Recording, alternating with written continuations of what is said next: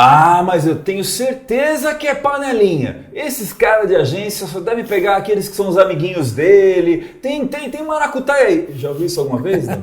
Isso é o que a gente mais escuta. É panelinha? Só vende os amigos, cara.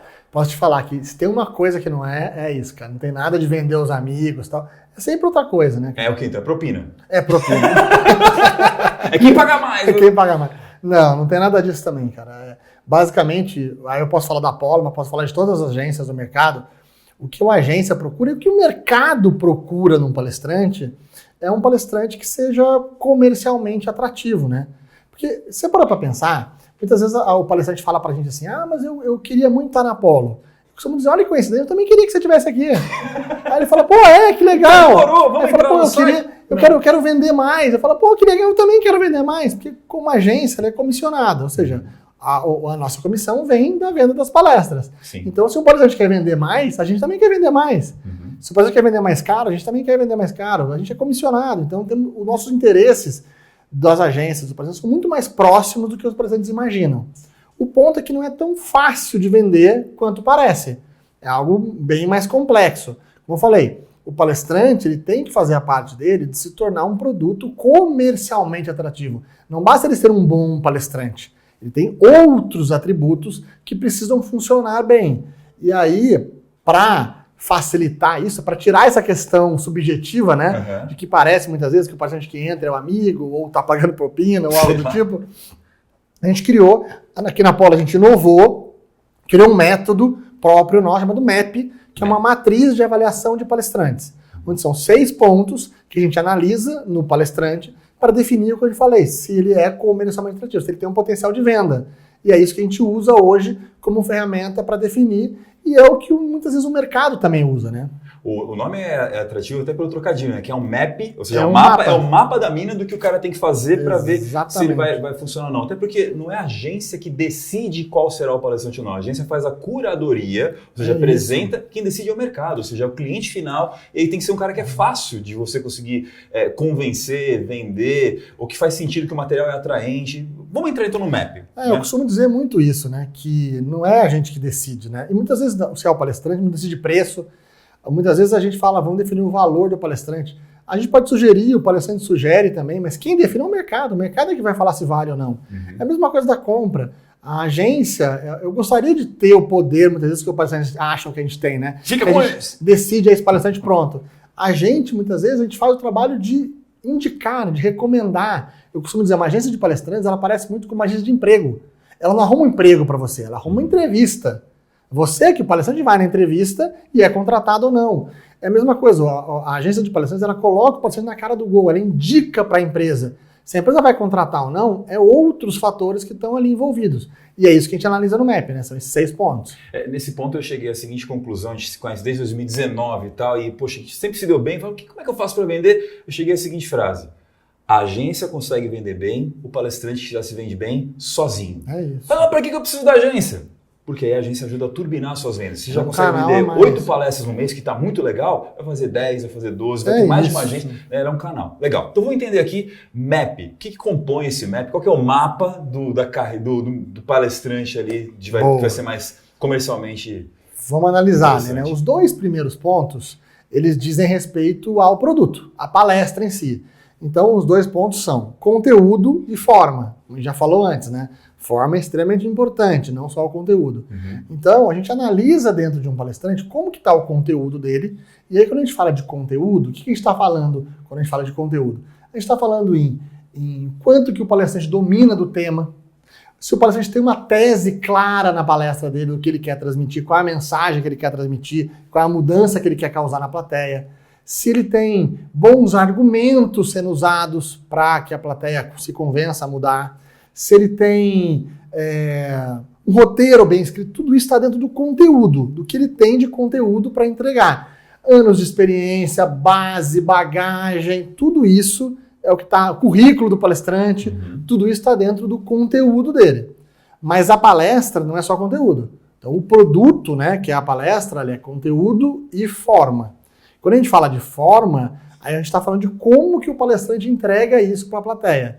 Então a gente está falando de comunicação, de oratória, de técnica nele no palco, de roteirização completa da palestra, elementos de storytelling que ele está trazendo para poder ilustrar o que ele quer dizer, exemplos, metáforas, qual que é a diretriz que ele usa para poder abordar aquele tema. Ele está trazendo o tema de uma forma direta, ou ele está trazendo de uma forma criativa, abordando de uma outra forma.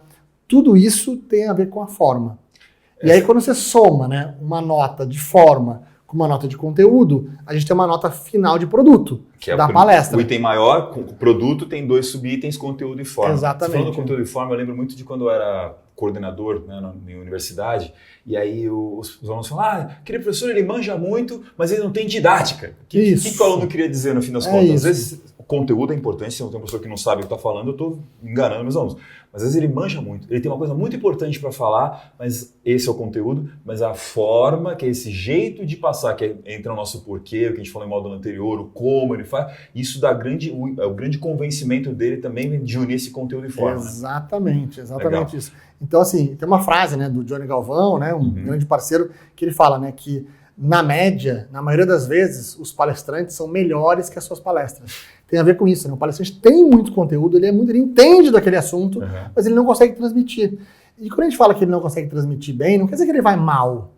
Ele só não tem nada de diferente, ele é comum. Ele perde a atenção da plateia. Quando um palestrante vai lá e eu quero falar de um assunto, eu li tudo que eu sei com o assunto e começa a falar sobre isso, ele não é atrativo, ele não prende a atenção da plateia, ele não ganha, não convence. Então, quando a gente fala de forma, a gente está falando da pessoa ter algum pulo do gato, alguma coisa diferente que ela traz, uma forma de fazer, uma forma de trazer elementos.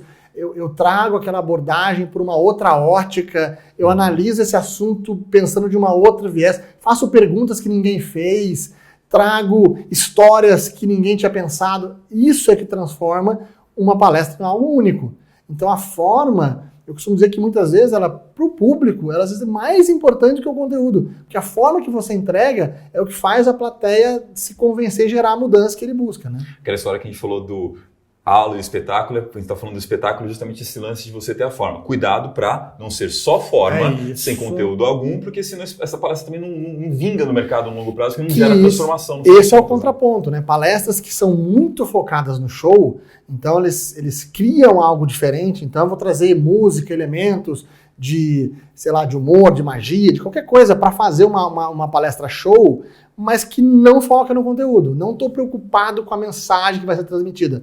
No final, vira uma palestra que tem uma forma legal, ela prende a atenção, as pessoas gostam, mas ela beira o entretenimento. Foi muito legal. O que você achou? Foi muito legal. O que você aprendeu? Sei lá. É isso. Não causa uma mudança. Legal. É como se as pessoas assistissem um filme. Porque eu costumo dizer isso, o filme, ele pode ter uma mudança, que você assistiu o filme, saiu com uma mensagem dali, mas ele não tem compromisso com isso, né? O filme não quer ensinar ninguém, o filme é para entreter, a palestra não, a palestra é para fazer a mudança. Então vamos lá, o cara foi lá e preparou forma, conteúdo, tá com uma palestra de nota altíssima, 8, 9, 10 e tal. Boa.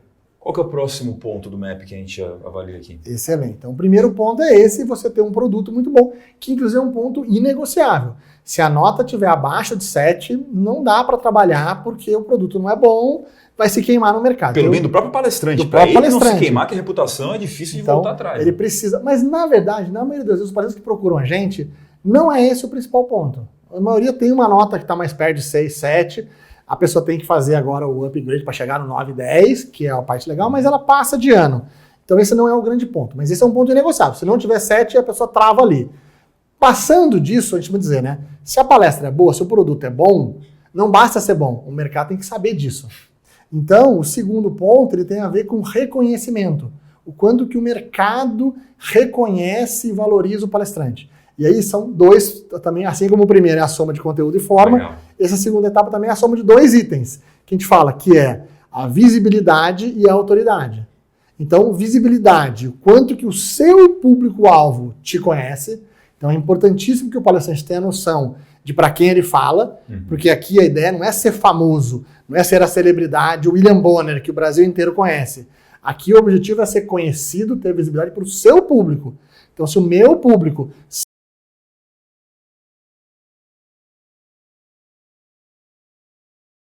gerentes de empresa, se gerentes me conhecem, alta visibilidade, se eles não me conhecem, baixa visibilidade. Então, visibilidade é uma conta simples, basicamente quantos por cento do seu mercado te conhece, é quantitativa. A autoridade não, a autoridade já é qualitativo. Ele tem a ver com quanto essas pessoas do mercado, seus clientes, reconhecem você como autoridade naquele assunto. Porque se ele vai contratar um palestrante e vai pagar caro por isso, ele quer que seja uma autoridade naquele assunto. Não quer que seja uma pessoa qualquer que fala daquele assunto. Então, quantos por cento do seu público, não, né? O seu público, quantos que eles te reconhecem como autoridade naquele assunto? E é interessante porque essa parte de autoridade, enquanto a visibilidade ela é instantânea, você pergunta a pessoa, conhece ou não conhece o Takei? Se ele não conhece, não conhece. Sim ou não? Sim ou não. A autoridade, ela pode vir amarrada com uma apresentação. Então, talvez a pessoa não conheça um nome, mas quando eu falo que ele é um prêmio Nobel do assunto, a autoridade vem na apresentação. Ela pode funcionar assim. A autoridade pode vir do seu currículo, da sua apresentação, da sua história. Então, você pode transformar na apresentação, subir essa autoridade percebida do público. Então, basicamente é isso. A gente faz uma nota de quanto que o mercado conhece a pessoa e o quanto que essas pessoas reconhecem que ela é autoridade naquele tema. A soma dos dois dá uma nota de reconhecimento. Isso aí já ajuda a quebrar um pouco aquela ideia de que para o palestrante fazer sucesso ele tem que ser famoso, tem que ter milhares, milhões de seguidores e tal. Pera lá. Primeiro, volta para aquela questão que a gente falou de mercado. Qual é o seu mercado, o seu nicho, a sua parcela, as pessoas para quem a sua palestra faz sentido? Se são 100 mil pessoas, potenciais contratantes que conhecem, desses 100 mil, quantos te conhecem? 20 mil. Então você tem 20% de visibilidade no seu mercado. E aí, desses que te conhecem, se tivesse que dar de 0 a 10 para você, do quanto você manja do assunto, aí você tem a sua autoridade. Lembrando, a pessoa, não, eu manjo muito, 10. Olha, se você fala de filosofia, 10 é o Cortella perante o mercado de palestra. Se fala de economia, 10 é o Ricardo Amorim em relação à economia e cenarista, entendeu? E onde é que você está nessa régua? Não tem problema, tá com a nota 6, 7, Sem 8. Sem problema nenhum. É que você vai saber exatamente até o quanto você vale perante o mercado, quanto você passa confiança ou não, através do quanto você tem essas notas de visibilidade e autoridade. É isso, acho que pontos importantes para destacar, como você falou, né? Primeiro, essa questão do nicho. Então, assim, quanto mais nichado a gente é, mais chance eu tenho de ser reconhecido, ter visibilidade e autoridade para esse público. Porque, por exemplo, você pega palestrantes que são extremamente conhecidos ou famosos, ou têm autoridade num nicho, são desconhecidos em outro. Posso citar, por exemplo, Celso Antunes, que é uma sumidade dentro da área de educação, é um palestrante com visibilidade 9 ou 10 dentro da área, todo mundo da área conhece, com uma autoridade altíssima, tem mais de 100 livros publicados dentro da área de educação, é uma autoridade altíssima, mas que fora desse nicho é uma pessoa completamente desconhecida. Então não é uma pessoa que a minha avó conhece, por exemplo. Exatamente. Mas dentro do nicho de educação ele tem altíssima visibilidade e autoridade. Tá feliz também. É isso. Então, ou seja, não necessariamente precisa ser uma celebridade. Não é esse o objetivo. É ser reconhecido pelo seu público-alvo. Então esse é o primeiro ponto que a gente tem que ter clareza disso na hora de definir essa nota ali. E o segundo ponto, como você falou, é saber que o MAP, ele é um mapa para você, para o próprio palestrante, né? Enxergar o que ele tem que fazer. Exatamente. Então, assim, se isso aqui não está legal, eu preciso melhorar nisso. Isso aqui não está legal, eu preciso melhorar nisso.